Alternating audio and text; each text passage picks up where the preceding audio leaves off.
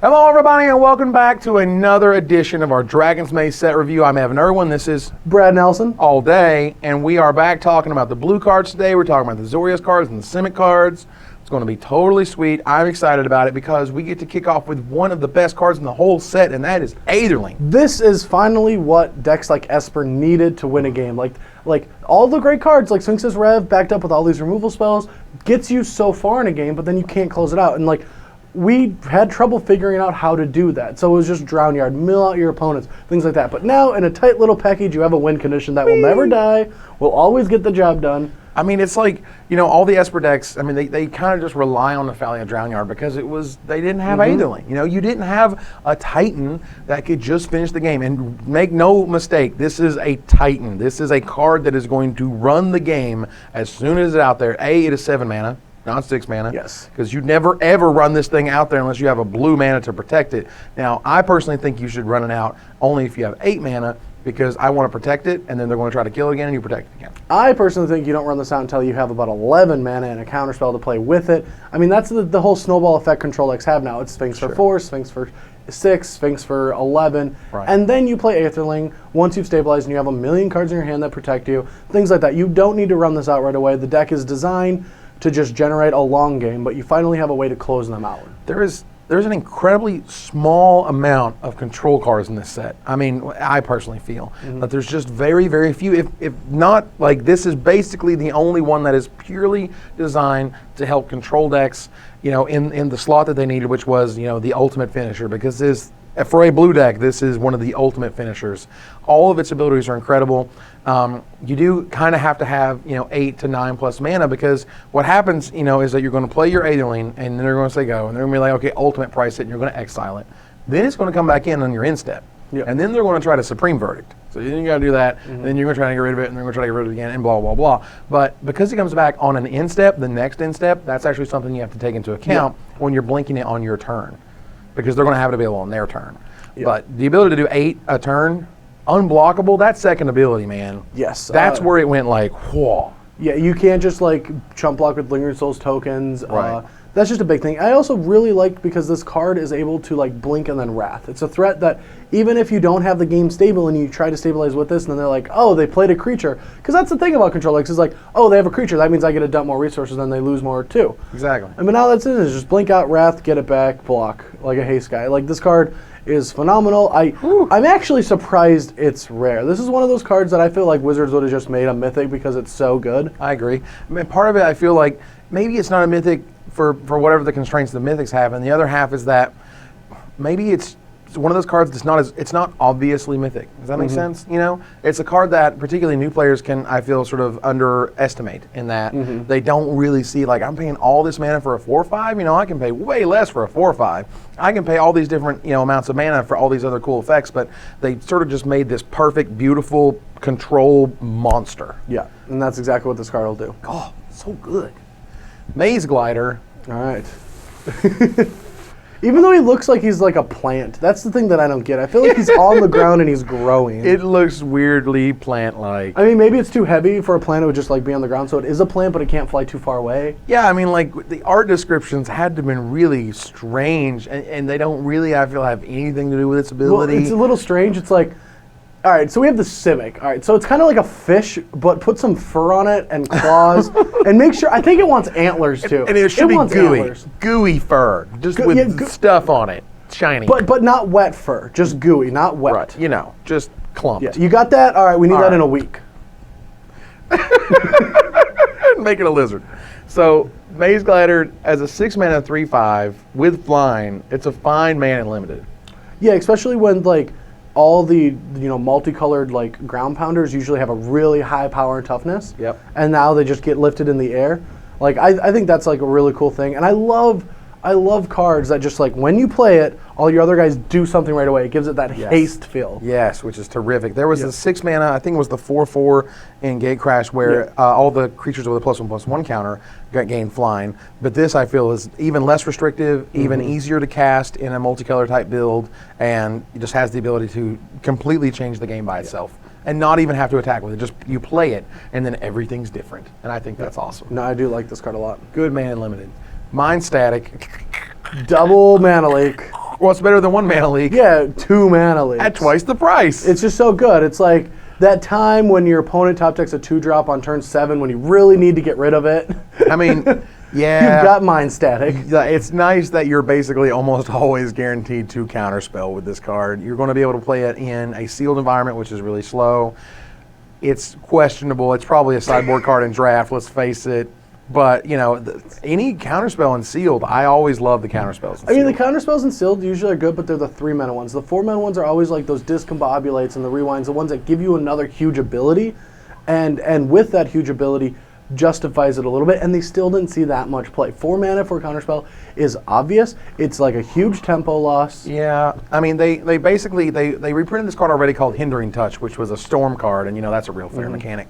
And it was the same cost as a blue and 3, but it mana leaked for 2. It had storm, so by default it would mana leak for 4. So, so you have sort of the ability to look at like what that card did, what this card does, but at some part I feel like, you know, they wanted to make a really safe, really innocuous counterspell that could work in a limited environment where it needed to, because you know you just want to have counterspells in that type of space.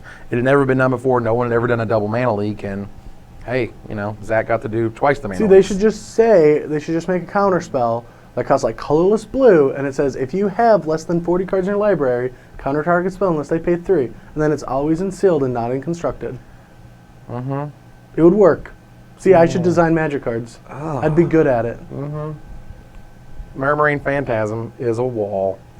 It's a very scary wall. Like, it's a freaky looking wall, man. Yeah. Like, really? That has no power? The big gaping maw in front of you? Like, that's not going to hurt you? I guess it's just all... like you get up to it and it's scary and it just licks your face. It's like, I was hi. like, you can't get through it. Would Like, you be friends? how many licks does it take to get through a Murmuring Phantasm? I mean, I don't have the slightest idea. That's a freaky looking picture, okay? I come up to a big mouth. I'm not Glacial tagging. wall makes sense. Yeah, big wall of ice. Yeah, it doesn't have any power. It takes a lot to chip through it. This one, no. This looks scary. I feel like... I see mouths and mouths and mouths. Like, when I see teeth, I need to see some power, people. And weird tongue sucker things. This is just not a 0-powered creature. Yeah. It's pretty scary. It's a very marginal card to give it the run through. Yeah. It's a marginal, at best, limited card, maybe. No. You shouldn't run it. When there's all these 2/4s running around? It's not good. No. Speaking of 2/4s. Yes. Man, I love me a Pillarfield Ox. Oh. One that cantrips is even better. I like to draw cards. You like to draw cards. Everyone likes drawing cards. It feels good. Yeah, and this is like one of my favorite ones, especially with a blue deck. You probably want a lot. Like, I feel like the blue decks are a little bit slower than like the Boros. You don't want to splash when you're Boros or Gruul as much. But the blue decks, they want their Evolve, Cypher. You're reaching. Yeah, you want that, yeah. You want something that's just going to hold the ground, draw you cards, obviously, which is what you always want to be doing, and it just blocks all the things, and that's what these Pillarfield Oxes do. Block all the things. Yeah, so I love the cantrip mechanic. Beautiful and limited, absolutely terrific. I feel Runner's Bane can actually make it in constructed. Do you know what this deals with? Every aggro creature in the format. But especially the Reckoner. Yes. I like that it deals with the Reckoner. Deals with the Reckons. Yeah, I actually saw this card and was like, you know what, I could see this scene play. But I actually have a rules question to ask Gavin. If a guy becomes more power than 3, does it fall off? I want to say that I had that very same thought and was going to ask a judge before we did this review. And then we forgot. Correct. I believe that it will fall off because it is a requirement. But part of the judge half of me goes, I know it's a targeting requirement. Yeah. And I don't know if it's a aura requirement. An aura, like a state-based effect, essentially. Yeah. But just with that question being unanswered, we'll answer it in the comments or something. We'll figure it out. Regardless, the card by itself, just as it is designed, with no pump spells being taken into account, is really good. Like, I actually looked at the other options. You know, you have that claustrophobia or whatever, and all of them cost blue, and a colorless. Or there was the agoraphobia. No, there was the one that like you turned it to. It was the one with the armor on it that it would. It was very similar. It was 2 blue and a colorless, and it was an enchant artifact or creature, and it wouldn't let it untap. Oh yeah, I remember. Yeah. But regardless, all I'm saying, these types of effects are usually 3 to 4 mana onwards, because you want them to be in limited and whatnot. So once you get them to the point where they're just 2 mana, and every single aggro creature, including Boros Reckoner, including like a champion of the parish, has gotten activated once or whatever, or twice, including Burning Tree Emissary, like Lightning Mauler, like all the aggro creatures, even a flipped Mayor of Avabruck, Same thing, except you don't want that Mayor of Averbrook. Yeah, you don't want them flipped. Scary as hell. But regardless, the Runner's Bane, it has potential. No, I think it's a very good removal spell for a blue deck. I think with the amount of mana you have right now, forces it out since you have more colors to have answers for. But like after rotation, a card like this could probably see play. I feel like it's more of like a sweet one for an aggressive deck, like maybe even like Hexblade wants a card like this because it just deals with that one creature that's going to cause problems, gets your ethereal armor built up, lets your Geist through. But that's where I feel like this is just more of an aggressive like white card. Right, and I feel like, I know we spend a little more time than we usually did on this type of card, but I'm just trying to explain that like this one is special because it's different in that it is aggressively costed to the point where it might see constructed play. Yeah. Uncovered Clues is another one I actually feel might see constructed play because it's rare that, a blue and 2 colorless sorcery is going to draw you instants and sorceries among there, which is great. Which you get to pick up all the good spells. I think it's kind of cool, but it still feels like it's difficult for me to think that this card is better than a divination effect, just because like you never know when you're going to need to draw the lands. It's the Tracker's Instinct thing for me personally, where it's like I don't know if I want a Trackers or Grizzly Salvage in a deck because sometimes I want the lands. I want it to be a little bit more flexible of a card. Right. And you're still generating the same amount of card advantage as a divination. You're just digging more. So I feel like this kind of card, along with like a way to like make it cheaper, lets you like dig for all your spells for your combo. I mean, I think you've just basically been spoiled with Augur of Bolas. That's kind of your problem, right? Augur is so good. Yeah. And Augur just does like 3/4 of what this card does, but leaves behind a 1/3 that you can attack, that you can put things on, whatever. It's just that to me is like I've heard people say I feel this is constructed worthy, and I feel like it has potential, but the other half goes. While Augur of Bolas exists, I don't think this exists. Yeah, if you brick on this card, it doesn't really do anything for you, where like a Tracker's Instinct allows you to like hit your Unbearer rights and things like that. Like I feel like this card, people are going to try to work into an Epic Experiment deck, and it's just going to fail miserably like every other Epic Experiment deck. But they try so hard. They want it to work so bad, and every once in a while, like every month, I'll be like, you know what, I'm going to try to please these Epic Experiment people. I go into Moto, I start building a deck, no. Lols. The problem is that when this bricks, you feel terrible and dumb. But when Augur of Bolas bricks, you still have a great blocker left behind. No, you still feel terrible and dumb. You put 3 lands behind because you missed 3 land drops. Well, yeah, but you still feel better having a 1/3. Windrake.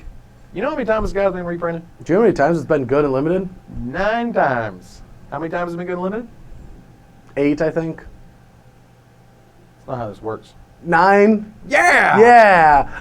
Windrake is awesome. I love Windrake. He's a good man. He's a 2/2 flyer for 3 mana. He's just like, this is a card that I wish had just been an alpha. It's a perfect mana card. It's a perfect Magic card. It's always been good. It has the perfect mana to cost to power to I love ability. the name. I mean, like all of it. Like it's just a cool, sweet, beautiful, perfect Magic card. Solved Magic card. Great in limited. The end. Yeah. Lyev Decree. You shut up and you shut up. But that's and all. We're all that's it. done here. Just you two shut up, and that's all I'm gonna say. You're not cool. You're not cool. You're cool. I'm out. Yeah, and that's what this card is. It's just I think it's too small of an effect. It's just a little. I mean, I know they made only 2 mana, which was nice, but and it affects 2 creatures. I mean, like in limited, this probably has, this is a way to falter their 2 best guys. If you really need that last push, it feels like it is an Azorius card, but I feel like it's more of a Boros one. Like this is when you just want to get in that last couple. Like you want a battalion, but you don't want 2 of your guys to get eaten. You're okay with one of them getting eaten. Right. I mean, in type of an Orzhov build or even an Azorius build, like this is me where you would stop the the huge toughness guys, where it's just Orzhov, or you would stop the flyers that you're opposing. So those flyers can't block. I'm getting in lots of damage with my cool flyers and evasive creatures, but you only get it for 1 turn. So yeah, to play this card, you have to know how you're going to win the game when you cast it. That's what this card is. So like, if your deck is doing something that this will help me in 2 turns to win, but it's not a defensive card. The game's going to go on for a long time. Right. So you can't just like cast it or play with it expecting like it's going to do good things. You have to know what its role is. Do not run this out turn 2. Yeah. You know what I mean? Like you got a dork. They played their second guy. You Lyev Decree those guys get in for 2. Like no, you just did it all wrong. This is a card that requires setup and planning and will be fine and limited as long as you give it that much sort of credence. Yeah. You got to be able to plan around that card. It's fine limited. Yeah. Ascended Lawmage.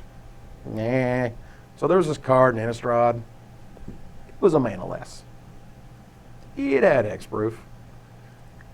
Didn't have flying, but kind of totally took out the format. It's been seen Legacy, and this card is pushed. I don't like when I see hexproof, it hurts. It's just like, this is way better than you think it's going to be. Like, it's uncommon. It's a beautiful piece of art.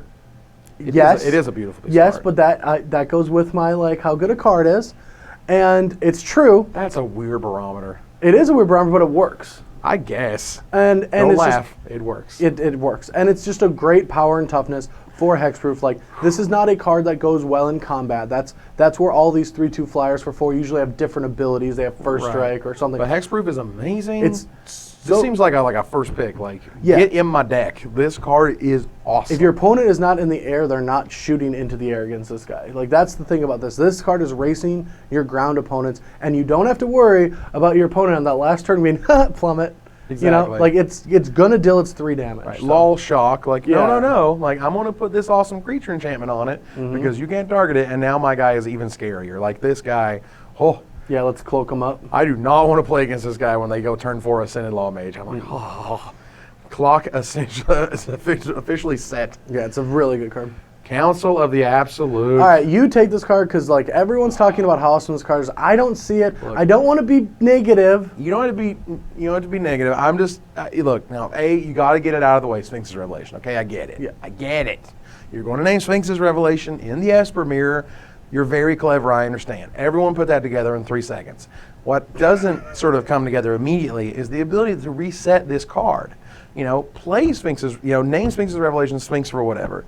Play Restoration Angel, name the card that you will not beat. Name the card that beats you from that point. Now, normally very little beats you from that point, but whatever that very little is, whether it's Sire of Insanity or anything, you just reset it and you say, nope, you're not going to get to play that. Because who cares if they play a Sphinx's Revelation after you have, because now you have all your counter magic. That was a part of it.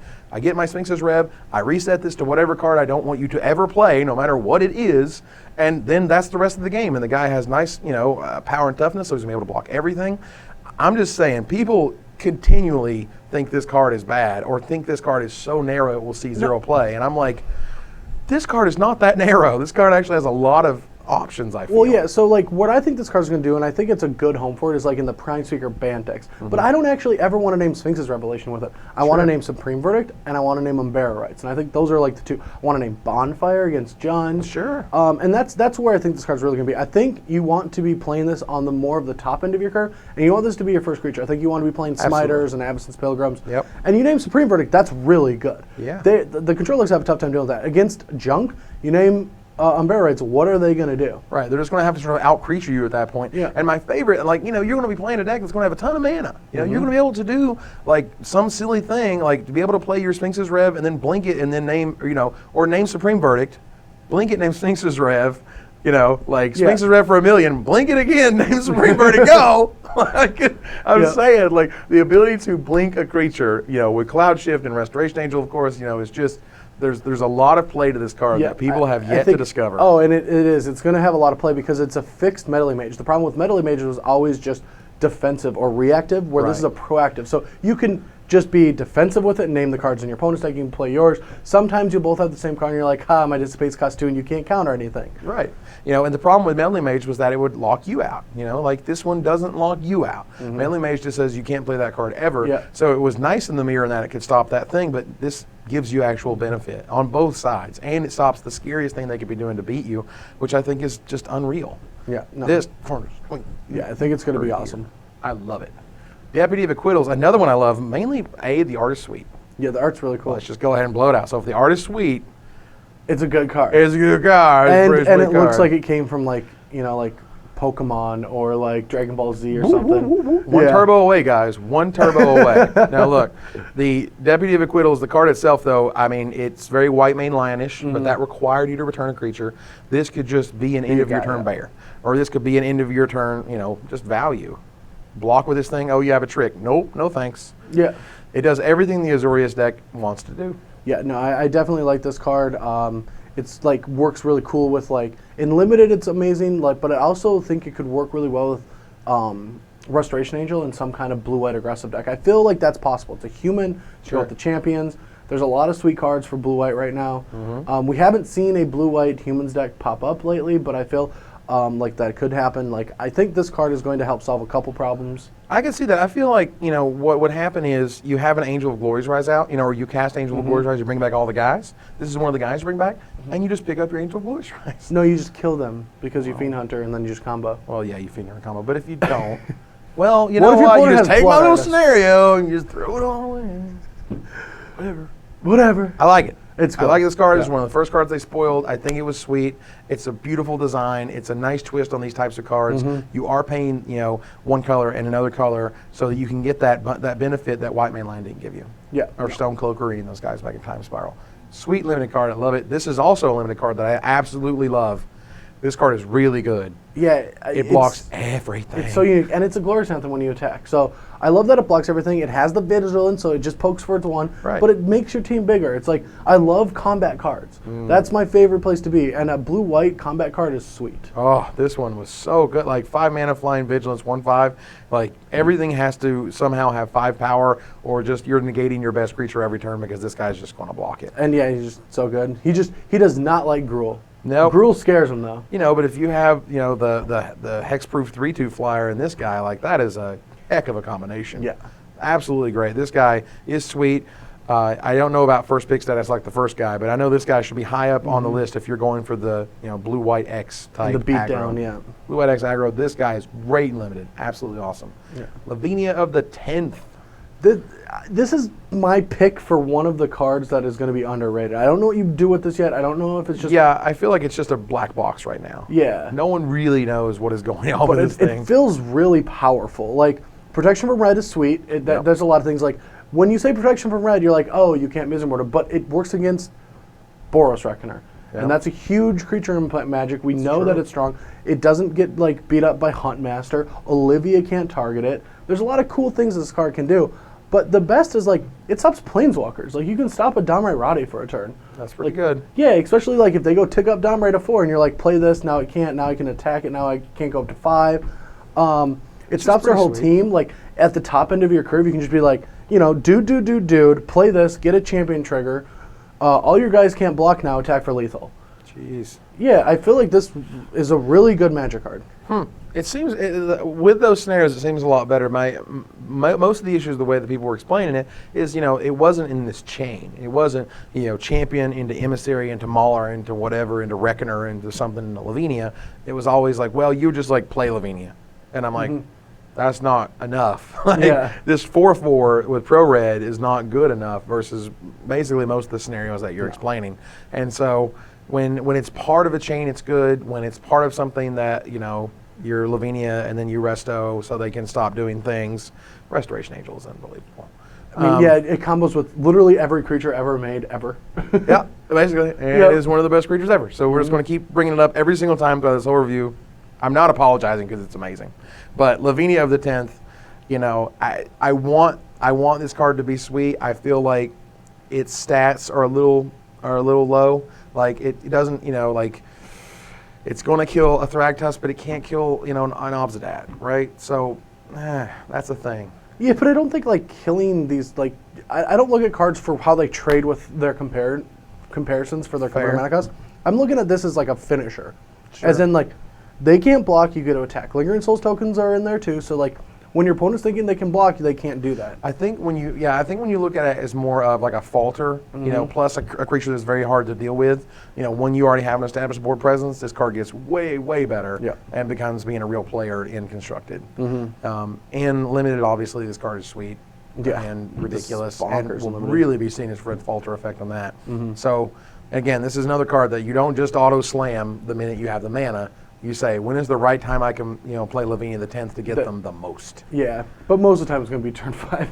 It's limited. We curve out our big guys. Exactly. 1 drop, 2 drop, 3 drop, 4 drop, Lavinia, GG's. Yep. Card is sweet. Render Silent. You take Counterspell, you take a Silence, and you mash them all together. And then you think you can taste the silence, but the counterspell's too potent. You put too much counterspell in there. Counterspell can't really aftertaste. taste it. Yeah. And that's Weird. exactly this card. It's but they just tapped out for their spell, so they can't. Well, you can't play anything if it costs 0. I'm not playing around Slaughter Pack today, boys. Here's a card that, like, I can understand they didn't want to reprint Absorb. And I understand that they're trying to give Azorius, like, you know, the Azorius counterspell that's sweet and it's rare, but it like, dissipates better. And that is what that is, because A, the format relies a lot on the graveyard. You want to get rid of it. Yep. B, having them not play any other spells this turn is going to be pretty sweet. It's going to be awesome and limited, you know, particularly sealed, just because, you know, you stop whatever it is they're doing, and if they wanted to play 2 spells this turn, they can't. But apart from that, I'm just like, yeah, I like it. I want to like it more, but I understand that, you know, this is not optimal. I mean, it's going to come down to the same thing as Counterflux, where initially we're like, yeah, but like, what do you need to make sure that they can't counter your counterspell? It's not that big of a deal, right? But like, it did show up in block. It showed up a little bit in standard with the blue-white-red deck. And I feel like this might do the same thing. If your opponent just like, end of turn, like Azorius Charms to draw a card, and you're like, counter it. And then they're like, oh no, you know? Rev, or play some awesome spell at the end of the turn. Right, I guess your question is that good enough? I feel like Render Silent is always a card that is like, it's just, my problem is you look at Dissipate, and man, Dissipate does the things that you want to do. Yeah. And doesn't need a white mana. That's a thing. Restore the Peace.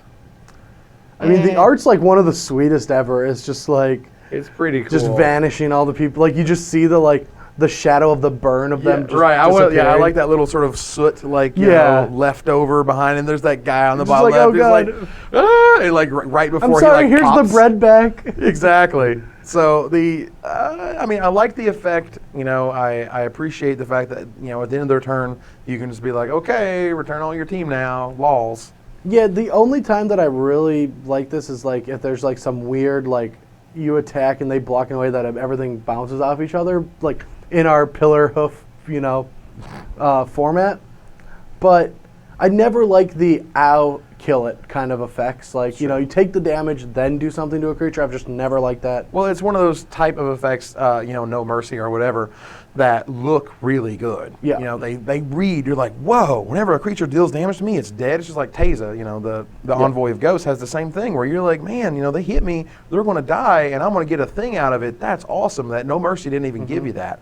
But it doesn't really matter. Yeah, they still dealt the damage. You know how big these guys are these days? They hit hard, and they're cheap, and they come back down right away. Like, right, you got 20 life points, people. Yeah. Like a 2/1, that's 10% of your life. It feels like a bad Aetherize, in my opinion. Aetherize wasn't that great either. It wasn't that great. It's just, it's a way, it's a limited trick at best. It's a way to sort of get your opponent when they go all in on their little tiny dorks, and you're like, okay, you know, I'll take like 4 damage. You can laugh at Double Strike a little with this card too, though.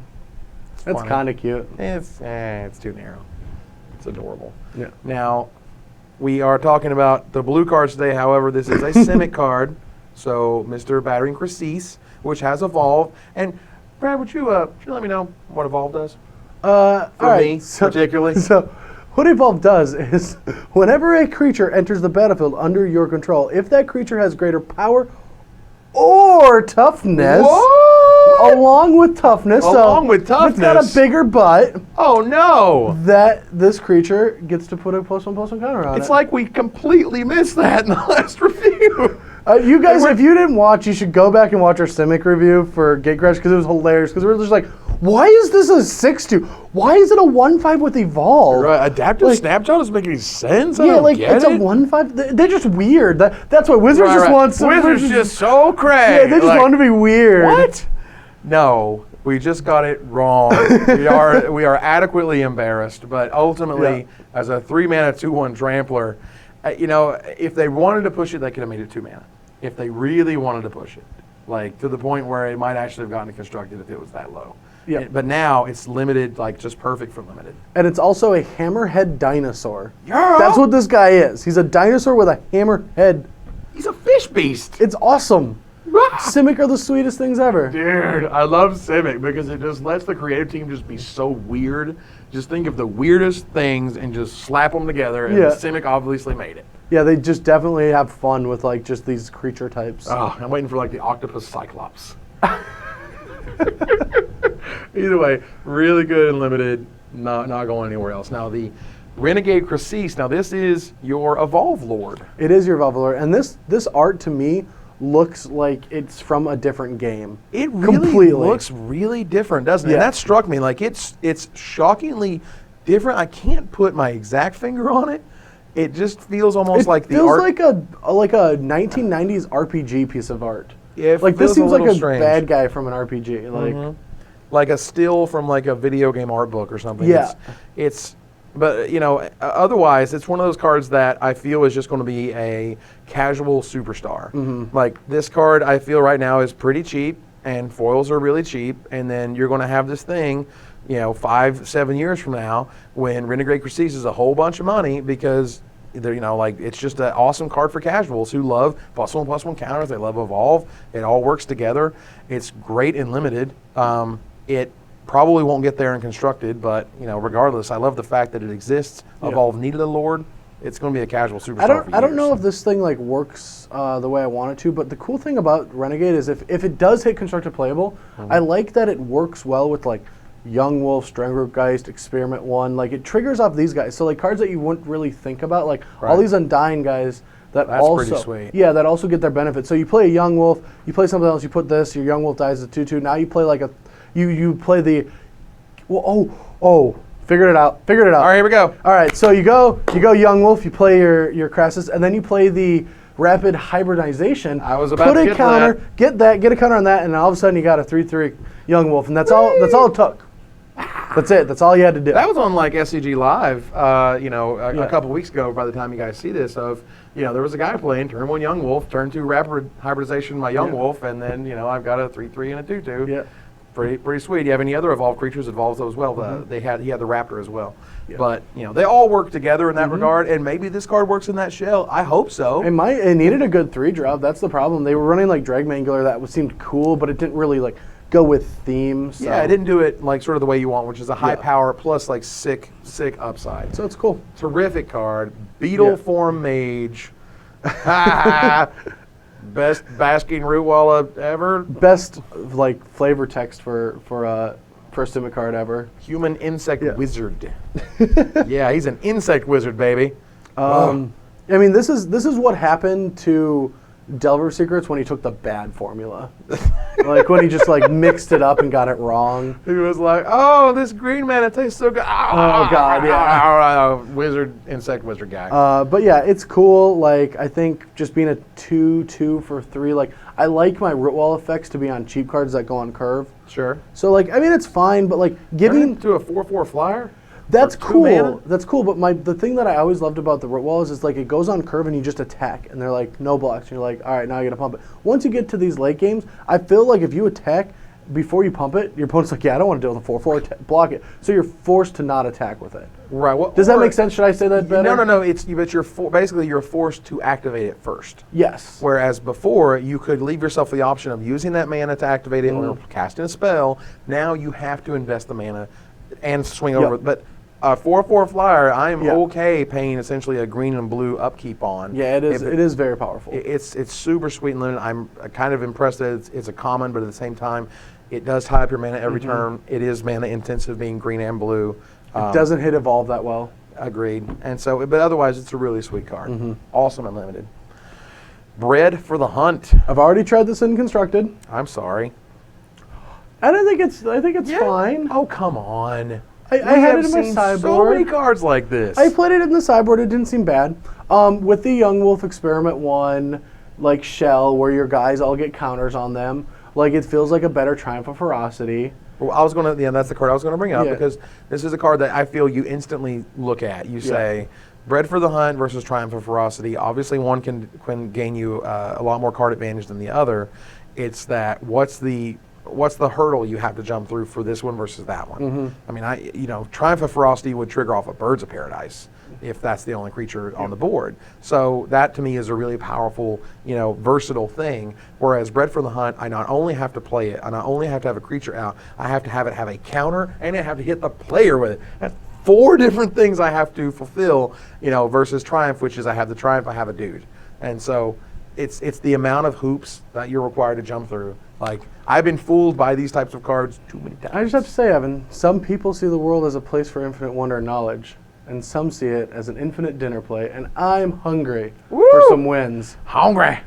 Give me them cards. Give me them counters. All right, so before we go to Christie's Incubation, which I think is a really good card, Bred for the Hunt is it even playable and limited? It's yes. Playable and limited? I mean, if A you're draft, playing, if yeah, you if have you're like like the very sweet Simic, Simic, yeah. you have the Sweet Evolve deck, this card is a yeah, like cantrip or like draw effects when you hit your opponents are so scary. Like, of course. And I think this card works really well with like that. I think this card's very good in draft when you're forcing Simic, not sealed. Yeah, sealed it seems like a stretch. You'd have to have such an incredible sort of lopsided evolve amount that it wouldn't really make sense. Yeah. Christie's Incubation is sweet because like they basically reprinted Arrest, but they didn't tell you. Yeah. And they printed Arrest with like a sweet upside, and I'm okay with that. Yeah, this card feels like right when I saw this card, I was like, oh, like, you know, it's obvious slap in the face that you can put it on your own guy and take it out. Put it on your own guy. Because like I remember at GP Charlotte for Limited, I was hanging out with Todd Anderson outside, and he was talking about a Gore formula. Like, yeah, you can put it on your own guy, and he's like, why? And he's just like, what does that do? And I'm like, well, then you put it on your own guy, he like gets like -3 power, and then you play like 2 guys, he gets counters, take it off. And he's like, oh my god, you can do that?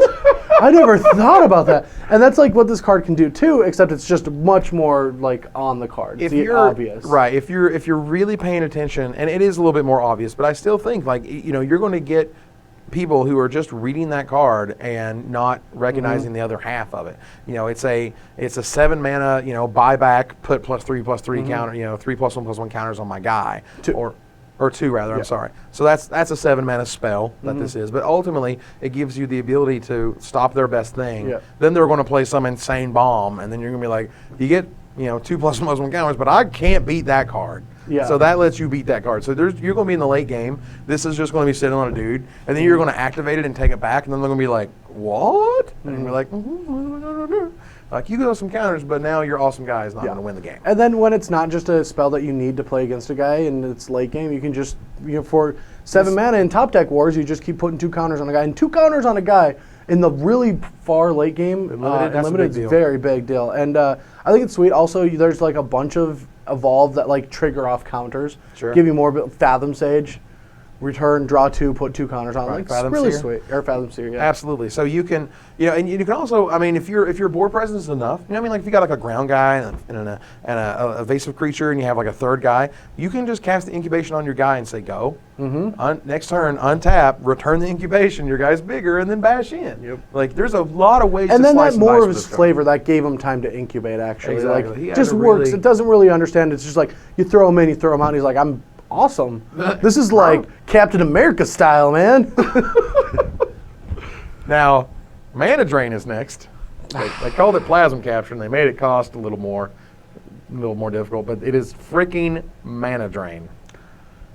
Dude, this is mana. Don't you mess with me. This is freaking Mana Drain, dude. This is Mana Drain. They made it in Legends. That card is like $150. That card is sweet. This card is 2. Yeah. That's why it's broken, but it's not broken here. It's in fact probably highly fair. It's just Mana Drain. It's just I Plasm Capture, I untap, I Sphinx's Revelation for 4 for just 3 mana. That's amazing. Like I run out my Aetherling. I now have infinite ways to you know exile him, so you can't get rid of him. Okay. Did you destroy my drinks? I'm not going to touch your Magical Christmas Land this time. You know what? I'm just going to say that when we're in Magical Christmas Land, this does all your dreams and they all come true. But in reality, you just say go with 4 mana up, and your opponent's like, okay, I believe you. Well, attack. Let's say, and then you go Advent of the Worm because you have 4 mana, right? Do you do it during combat or after? How greedy do you get? Well, you get all greedy when you're playing constructed, but you know if you have 4 mana up in a Bant deck, who is going to attack into that versus, well, I don't want to attack into their Resto Angel or their Advent of the Worm, I'm going to play this spell, and you go, Laws, Plasm Capture. Balls. You have to play around love this card. You have to play around Advent of the Worm, Restoration Angel, and Plasm Catcher because all my deck is Farsick 4 drops. Do this. Counter your spell. I got nothing better to play. Advent on main phase because that's all I got. That's the magic I play. card is awesome. You cannot tell me that Mana Drain is not sweet. It's going to be awesome, and you know where it's going to fit? It's going to be an EDH card. It's going to be Commander because it's not going to fit in Constructed. The format's too fast. It's too fast. Not going to fit in Constructed. I'm sorry, buddy. When you're playing green and blue together, you're ramping into like powerful spells. You can't sit back on a counter magic. Like you can't even give me sideboard. All right, does like Bane Control run many counter spells? They might now that they have Mana Drain. Mana Drain. All right, this is gonna be the best card out there. I just didn't want anyone to know, so I could buy 1,000 copies. Right. Yeah, that's sure. The old school. Yeah. That's not Progenitor Mimic, which I said in the Magic show should have been a legend because EDH players need this type of card. And then like one of the top comments on YouTube was just like, Progenitor Mimic would copy itself, killing itself. Go home, Evan. You're drunk. Yeah. I'm just like, well, if you change it to be a legend, obviously you would make the ability not kill itself in some way. Well, it's just that I feel like this is a beautiful commander card. It's going to be a great card all around. I think it could see some constructed play, like just being able to copy.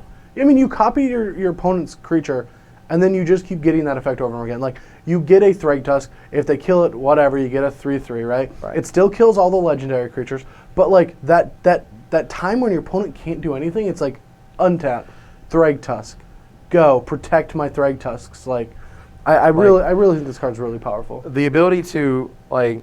Thragtusk, or they play Thragtusk, go. You untap, play your 6th mana, Progenitor Mimic their Thragtusk, like, Yeah. like, now I have to kill this thing next turn, or I'm going to get another Thragtusk, and another Thragtusk, and another Thragtusk, and control value. And the only thing control mirrors really have to like deal with is even the Bant mirrors is like Detention Spirit Supreme. So then you're forcing them to Wrath your 1 card in there too. Exactly. And then they're forced to Wrath. So then you get your Sphinxes. I think we just figured out the Bant mirror. We broke the Bant mirror. Figured it out, ladies and gentlemen, right here in front of you. We got it. Absolutely unreal. I love Progenitor Mimic. It's awesome. It's going in my cube.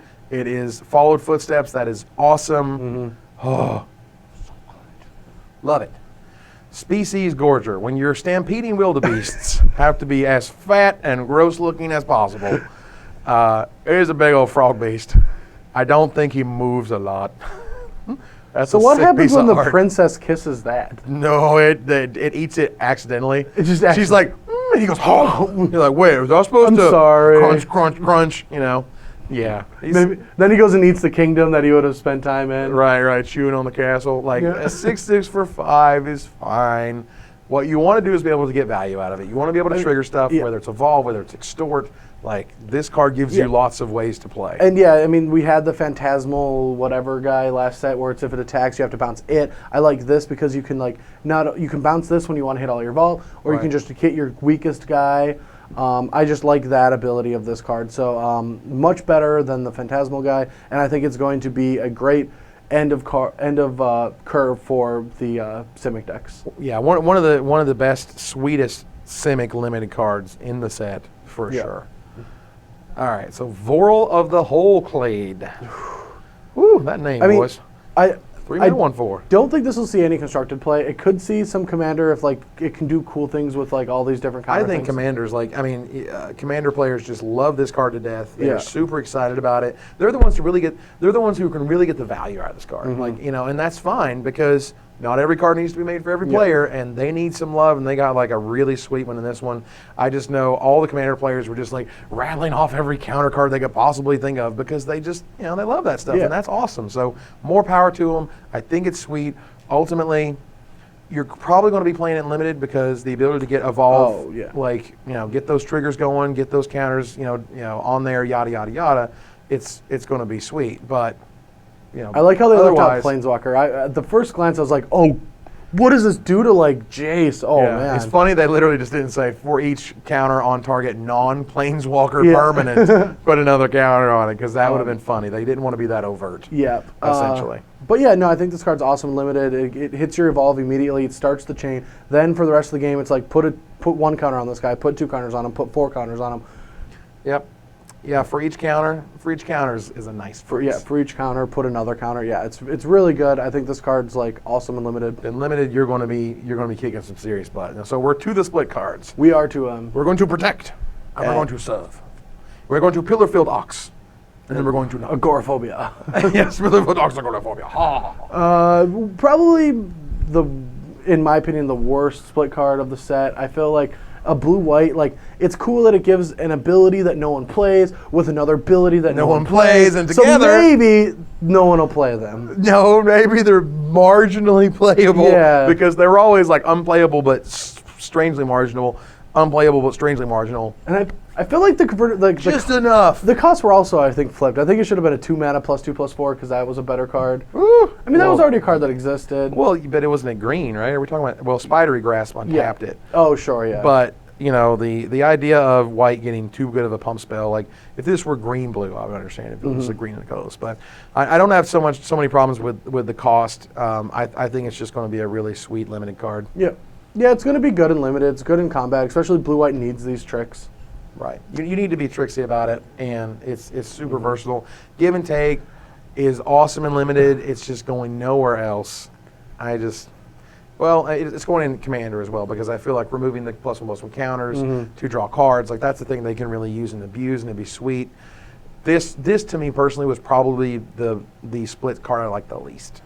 Oh, really? I like this one a little bit more. Well, I mean, first Simic deck, you can like put 3 counters on a guy and bash right away. Sure. You can take a couple off to draw cards, but like in the late game, it's just tidings. But what's cool about it is you can like, put 3 counters on a guy that already has a couple counters, then draw 5.